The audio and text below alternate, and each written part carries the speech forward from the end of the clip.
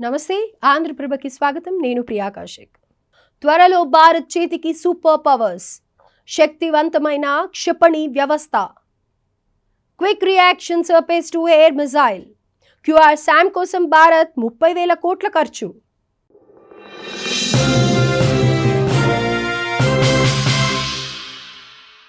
భారత్ రక్షణ రంగానికి మరిన్ని సూపర్ పవర్స్ రానున్నాయి. దేశం మరో అత్యాధునిక క్షిపణి వ్యవస్థను అందుబాటులోకి తెచ్చేందుకు రెడీ అయింది.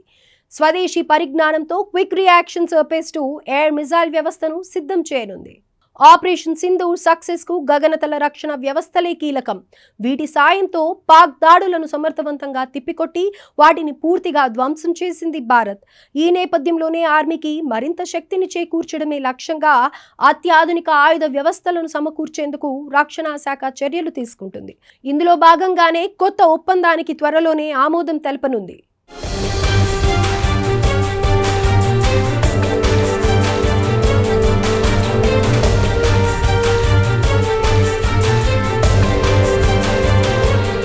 Quick reaction surface to air missile వ్యవస్థ కోసం కేంద్ర ప్రభుత్వం దాదాపు 30,000 కోట్లు ఖర్చు చేయనుంది.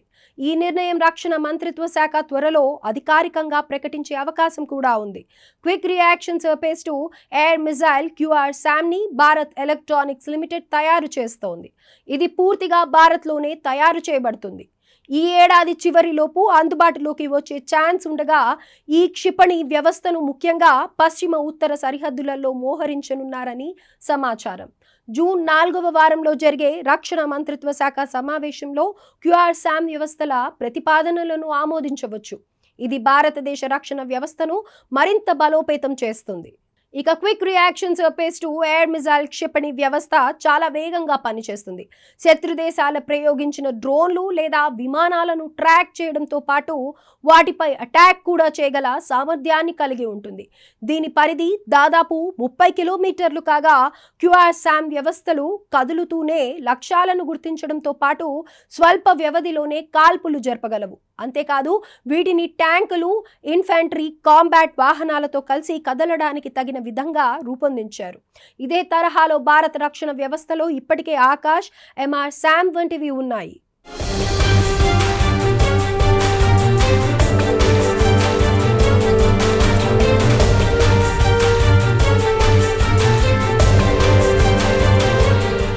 కాగా గత 3-4 ఏళ్లలో DRDO, ఆర్మీ సంయుక్తంగా QRSAM వ్యవస్థలను వివిధ తరహా విమానాల నుంచి పరీక్షించాయి.